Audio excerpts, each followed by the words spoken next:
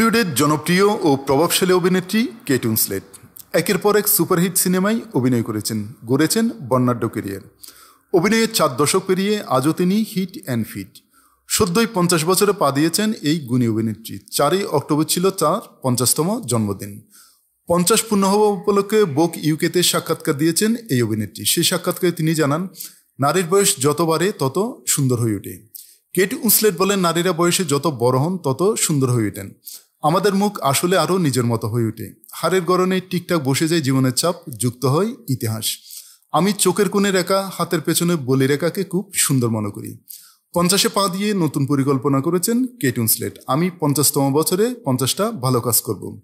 হয়তো কোনো পাহাড়ে উঠবো যেখানে আগে যায়নি, কিংবা কোনো নতুন জায়গায় যাব, অথবা নিছক কারোর জন্য একটা ভালো কাজ করব। আমি একটা ছোট্ট তালিকা তৈরি করেছি। 1997 সালে জেমস ক্যামেরনের টাইটানিক দিয়ে রাতারাতি বিশ্বজুড়ে পরিচিতি পান কেট উইন্সলেট। পরের বছরগুলোয় কেট ঝুঁকি নিয়েছেন। তাকে দেখা গেছে holy smoke, quills, eternal sunshine of the spotless mind সহ নানা রকম ভিন্নধর্মী কাজে।